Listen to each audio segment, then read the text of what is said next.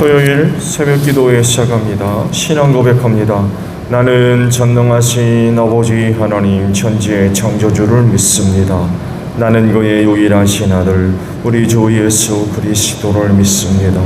그는 성령으로 잉태되어 동정녀 마리아에게서 나시고 본디오 빌라도에게 고난을 받아 십자가에 못 박혀 죽으시고 장사된 지 사흘 만에 죽은 자 가운데서 다시 살아나셨으며 하늘에 오르시어 전능하신 아버지 하나님 우편에 앉아 계시다가 거기로부터 살아있는 자와 죽은 자를 심판하러 오십니다.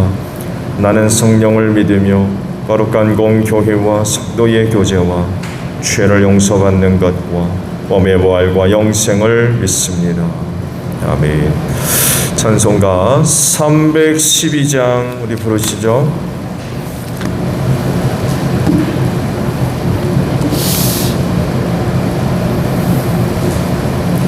찬송가 312장 우리 부르시고 말씀 봅니다. 너 하나님께 이끌리어 일평생 주만 바라며 너 어려울 때 힘 주시고 언제나 지켜주시리 주 크신 사랑 믿는 자 그 반석 위에 서리라 너 설레는 맘 가다듬고 희망 중 기다리면서 그 은혜로 신 주의 뜻과 사랑에 만족하여라 우리를 불러주신 주 마음에 소원하신다 주 찬양하고 기도하며 내 본분 임써다라 주 약속하신 모든 은혜 내게서 이루어지리라 참되고 의지하는 자 주께서 기억하시리 아멘. 말씀을 봅니다. 구약성경 다니엘서입니다.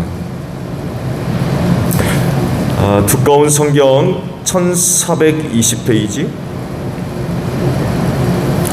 다니엘서 1장 1절로 9절까지 봅니다.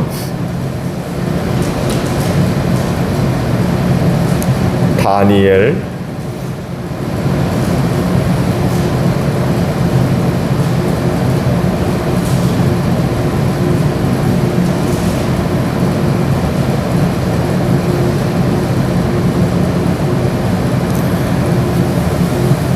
다니엘서 1장 1절로 9절입니다.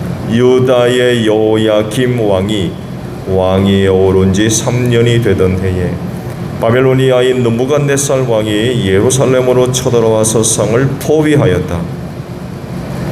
주님께서 유다의 여호야김 왕과 하나님의 성전 기물 가운데서 일부를 느부갓네살의 손에 넘겨주셨다. 그는 그것을 바빌로니아 땅 자기가 섬기는 신의 신전으로 가지고 가서 그 신의 보물창고에 넣어두었다.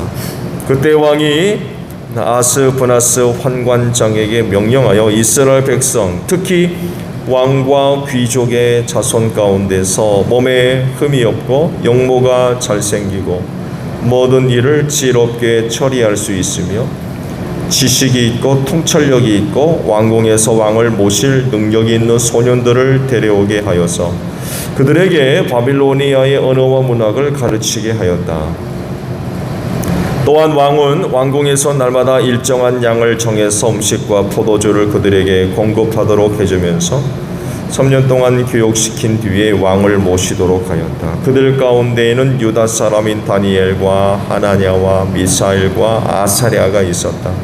환관장이 그들에게 이름을 새로 주었는데 다니엘은 벨드사살이라고 하고 하나냐는 사드락이라고 하고 미사엘은 메삭이라고 하고 아사랴는 아벤노고라고 하였다. 다니엘은 왕이 내린 음식과 포도주로 자기를 더럽히지 않겠다고 마음을 먹고 환관장에게 자기를 더럽히지 않을 수 있도록 해달라고 간청하였다. 하나님은 다니엘이 환관장에게서 허위와 동정을 받도록 해주셨다. 아멘. 오늘 아침엔 8절에 있는 말씀으로 함께 말씀을 나누죠. 다니엘은 왕이 내린 음식과 포도주로 자기를 더럽히지 않겠다고 마음을 먹고 환관장에게 자기를 더럽히지 않을 수 있도록 해달라고 간청하였다 라는 말씀입니다. 말씀에도 있듯이 다니엘서의 배경은 여호야김 시대에 일어났던 일을 사건으로 갖고 있습니다. 먼저 요시야가 무깃도에서 이집트와의 전쟁에서 패하면서 그만 전사를 하게 됐죠. 갑작스럽게 전사를 했어요. 요시야가 나름 하나님을 섬기고자 하는 그런 그 모습들이 있었지만 그만 전쟁에서 전사를 하고 말았어요. 그래서 백성은 그의 아들 여호아스를 왕으로 세웠죠. 그런데 이집트가 그 요아스가 그렇게 자신들과 전쟁을 벌인 것에 대한 보복으로 그를 붙들어 갔어요. 폐위시키고 그의 이복 동생인 엘리야김을 이제 왕으로 세우면서 이름을 여호야김으로 바꾸었습니다. 그래서 그는 이집트를 섬겼어요. 여러분처럼 지난번에 예레미야서에 있는 말씀을 봤죠. 근데 하나님의 말씀은 뭐였죠? 예레미야를 통해서 주신 말씀은 바벨로니아를 섬기라고 했어요. 바벨로니아를 섬겨야 된다. 그래야 너희가 그 땅을 떠나지 않게 될 거다. 그런데 이집트에 의해서 이제 왕위를 이어받았기 때문에 그는 이집트를 이제 섬겼던 거죠. 근데 말씀드린 대로 예레미야를 통해서 전달된 메시지는 바벨로니아를 섬긴 하나님께서 느부갓네살한테 들짐승까지 다 맡겼다. 그러니까 바벨로니아를 섬겨야 된다고 하시는데 여호야김은 그러지를 않았죠. 결국 이제 바벨론의 침입을 받아가지고 포로로 붙들려가고 나라가 망하는 이런 일을 당하고 말았죠. 남유다가 바벨로니아 제국으로부터 모두 3차례에 걸쳐서 침입을 받았어요. 다니엘서는 그중 첫 번째 바벨로니아의 침입을 배경으로 가지고 있습니다. 당시 남북을 다 포함한 이스라엘이 직면한 문제는 국가적인 위기지요. 이미 북이스라엘이 아시리아 제국에 망했죠. 망했습니다. 그리고 이제 남유다가 바벨로니아에 의해서 나라가 이제 망하게 되는 이런 그 국가적인 위기에 처해 있죠. 그래서 완전히 이스라엘이라고 하는 나라가 없어졌어요. 사실은 망해버려가지고 나라가 없어진 거죠. 그들은 하나님으로 인하여서 존재하지 않습니까? 하나님으로 인하여서 시작을 하고 또 하나님에 의해서 존재하며 또 하나님을 위한 그런 그 나라와 민족이었죠. 그런데 그런 하나님을 섬기지 않고 또 불순종함으로 말미암아서 결국 이방의 손을 들어가지고 그들을 이제 징계하신 거죠. 징계하신 거였어요. 그래서 이런 일은 또 하나의 위기를 초래한 거죠. 하나는 이 정치적인 그런 그 위기라고 한다면, 후자는 지극히 신앙적이고 영적인 그런 그 위기를 그들이 맞이하게 됐던 거죠. 어떻게 보게 되면 치명적이죠. 치명적. 그리고 이런 위기는 쉽게 해소가 안 됐어요. 적어도 70년 동안은 전혀 야베 신앙이 회복될 기미가 보이지를 않았어요. 성전 다 불타버렸죠. 무너졌죠. 엉망진창이 되어 있는 그런 상황이었기 때문에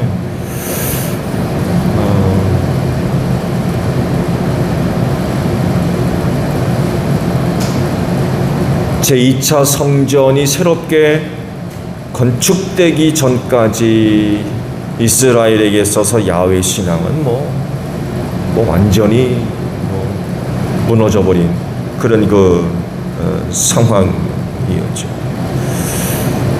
나라가 망하니까 어떻게 되겠습니까? 전쟁에서 가뜩이나 또 패하고 하니까 많은 사람들이 죽임을 당한 건 말할 것도 없고, 전쟁으로 인해 뿔뿔이 흩어지고 일부는 또 포로로 붙들려가는 이런 일들이 벌어지게 되었죠. 그러면서 그곳에서 나름 유대인으로서의 삶을 지탱해 갑니다. 겨우 이제 지탱해 가는 거예요. 그나마 하나님께서 지켜주셔서 뿔뿔이 그리 흩어졌지만 그나마 그곳에서 그래도 삶을 겨우 유지해 가는 그런 상황 가운데 있었습니다. 그런데 이렇게 되면서 나타난 새로운 문제는 동화입니다. 동화. 유대인으로서의 고유한 어떤 성격, 종교적인 문화, 가치, 이런 것들이 없어져 버리는 거예요. 좋은 예로 예수님 시대에 유대 민족의 동화는 헬라화였죠. 헬라화. 그래서 그 중에 한 가지가 할례를 안 받아요. 남자들이. 난지 8일 만에 반드시 남자는 할례를 받아야 되잖아요. 근데 헬라화가 심각하게 이루어지면서 할례를 안 받는 거예요. 할례를 받았다는 사람들은 보건수를 받고, 왜냐하면 로마 시대 사람들은 안 했거든요. 수치스럽게 여기고, 그렇기 때문에 할례 받는 걸 아주 못마땅히 여기는 이런 상황이었어요. 가뜩이나 나라가 망해가지고 각 나라로 흩어져 버렸기 때문에 그렇게 살면서 유대 민족으로서의 고유한 어떤 종교적인 문화나 가치가 없어지는 거예요. 거기에 그냥 동화돼 사는 거예요. 마치 한국 사람이 미국에서 살면서 미국인이 돼가는 거죠. 미국인. 우리나라 사람도 경상도가 살게 되면은 경상도 사투리 쓰잖아요. 오랜 시간이 지나면. 또 경상도 사람이 경기도에 살게 되면은 나름 또 경기도 말을 한답시고 또 그러고요. 이렇게 생각하시면 돼요. 동화돼 버리는 이런 게 이제 새로운 위기로 대도되고 있었던 그런 사실입니다. 이런 새로운 신앙적인 그런 위기에 대해서 다니엘서는 아주 소중한 교훈을 주고 있는 거죠. 오늘 이제 주신 말씀 속에서 그런 시대적인 상황 가운데 유대인들에게 아주 굉장히 중요한 교훈을 좀 주고 있어요.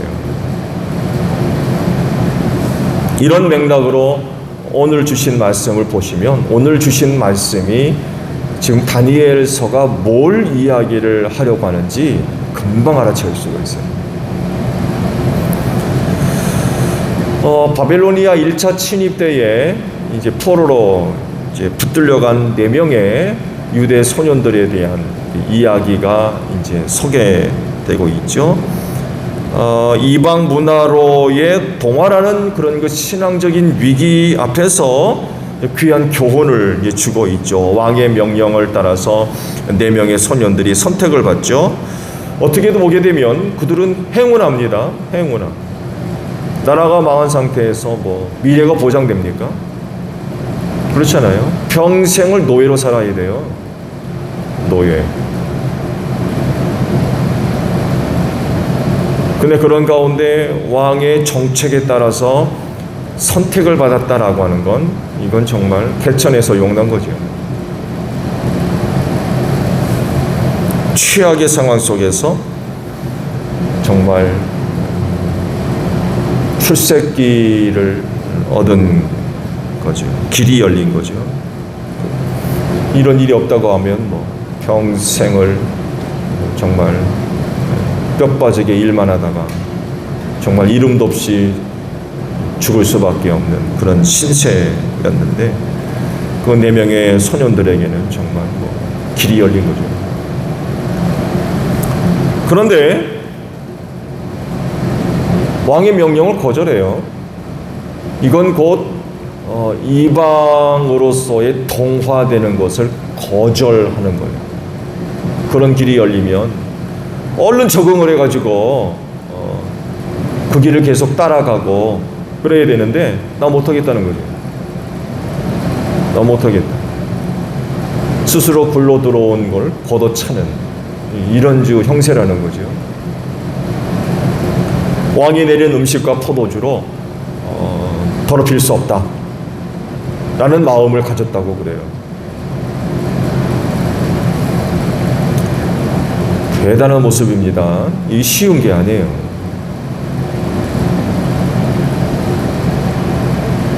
여러분 그런 조건이라면 어떡하시겠어요?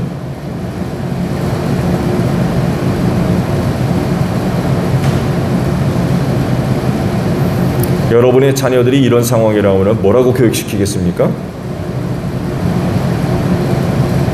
야, 눈 감고 그냥 하라는 대로 해.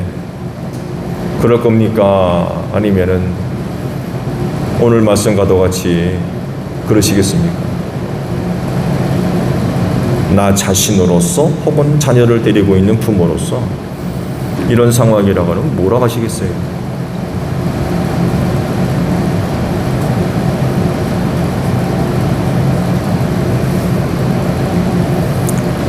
당시 상황으로서는 도저히 할 수도 없어요. 왜냐하면 그 왕의 명령이기 때문에요. 왕의 명령.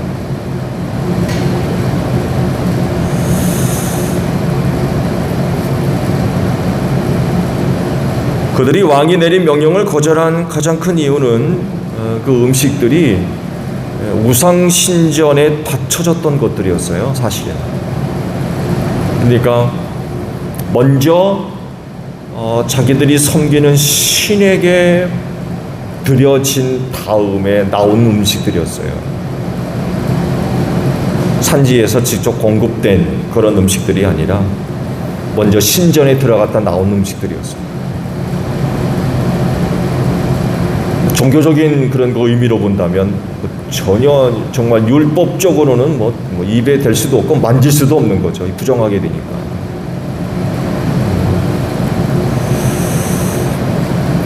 서로 붙들려 왔지만 그리고 아직 어린 나이였지만 민족적 정체성을 그들은 잃어버리지를 않고 있었어요. 소년들이라고 했는데 적어도 12세 이상은 됐을 거예요. 그럼에도 불구하고 자기가 누군지 민족적 정체성을 잃어버리지를 않았습니다. 그렇지 않고서는 그런 마음을 먹고 그런 결정을 할 수가 없어요. 나는 유대인이라는 거죠. 나는 유대인. 나는 하나님을 섬기는 유대인이라는 거죠. 그 어린 나이에 이런 그 종교적인 인식을 갖고 있음으로 인하여서 거절하는 거죠. 못하겠다. 쉬운 게 아닙니다.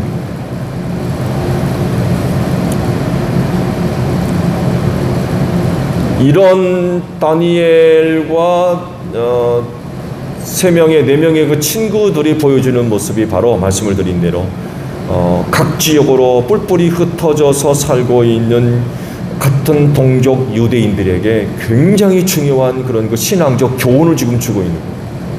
각지가 흩어져가지고 동화돼 가고 있거든요. 근데 어린 나이에 이 4명의 유대 소년들이 그렇게 안 산다는 거예요. 그렇게 안 살겠다는 거예요.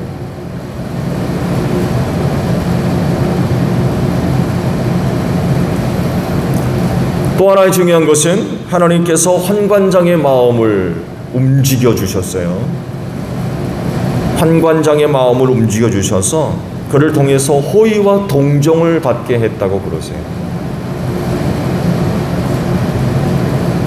그들을 관리하는 환관장이 정해진 거죠. 근데 그에게 부탁했을 때에 환관장으로부터 긍휼히 여김을 받은 거죠. 긍휼히 여김을 받은 거예요. 그래서 다니엘의 그와 같은 요구를 들어줍니다. 조건을 걸어서 이제 말씀을 보겠습니다만 해도 조건을 걸어서 들어줍니다. 굉장히 중요한 거예요. 한 개인이 그런 마음만 갖고 됩니까? 그게? 그렇잖아요. 하나님께서 도와주시는 거예요. 하나님께서. 이런 은혜가 없으면 어렵죠.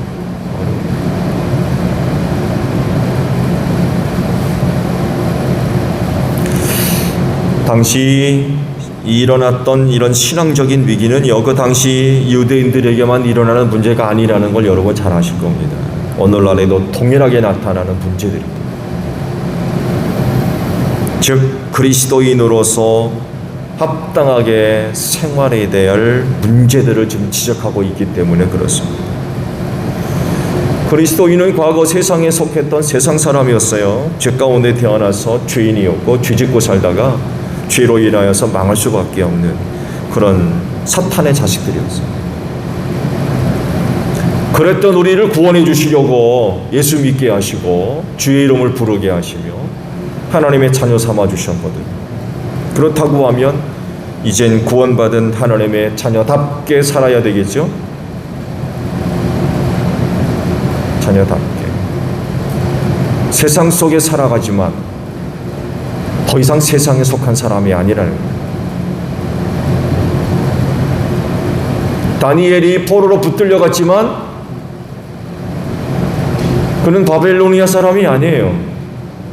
하나님을 섬기는 유대인이라는 거죠. 그런 측면에서 자기를 지키는 거예요. 더럽히지 않겠다. 세상 속에 살아가지만 세상 닮아가지 않겠다는 거예요. 세상 쫓아가지 않겠다는 거예요. 구원받은 그리스도인으로 살겠다는 거죠.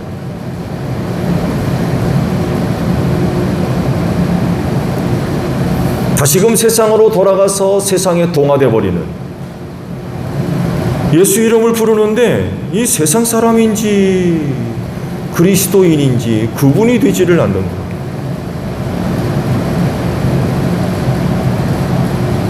이래서는 안 된다는 거죠. 4명의 유대 소년들이 보여주는 게 바로 이거예요.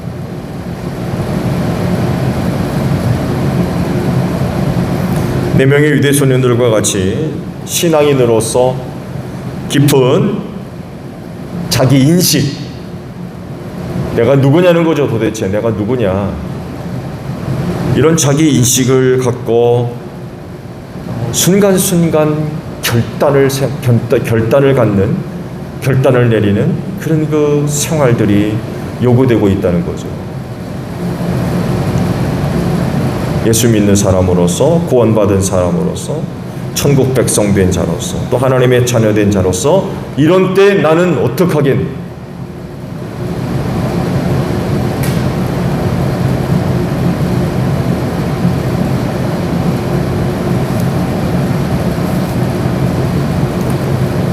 그렇지 오늘 하루도 구원받은 그리스도인으로서 합당한 삶을 살아가는 여러분들이 되시기를 바랍니다. 오늘도 여러 가지 상황과 또 조건들 또 맞이할 수 있을 거예요. 그때마다 내가 누구냐는 거죠. 내가 누구냐, 이런 상황 속에서 나는 어떤 결단을 내리고 생활해야 되겠느냐. 다니엘이 그런 마음을 먹었대요. 이런 마음 먹는 게 우리에게도 필요하다는 거죠. 그리고 거기 하나님이 도와주실 줄로 믿습니다. 이런 은혜를 입고 우리가 이 세상을 그리스도인으로서 살아가게 하시는 것 같아요. 오늘도 이런 도우심 속에서 여러분 자신들을 잘 지켜서 구원받은 백성으로서 오늘 하루도 살아갈 수 있는 여러분들이 되시기를 바랍니다. 주기도문 하겠습니다. 하늘에 계신 우리 아버지, 아버지의 이름을 거룩하게 하시며 아버지의 나라가 오게 하시며 아버지의 뜻이 하늘에서와 같이 땅에서도 이루어지게 하소서. 오늘 우리에게 일용할 양식을 주시고 우리가 우리에게 잘못한 사람을 용서하여 준 것 같이 우리 죄를 용서하여 주시고 우리를 시험에 빠지지 않게 하시고 악에서 구하소서. 나라와 권능과 영광이 영원히 아버지의 것입니다. 아멘. 기도하겠습니다.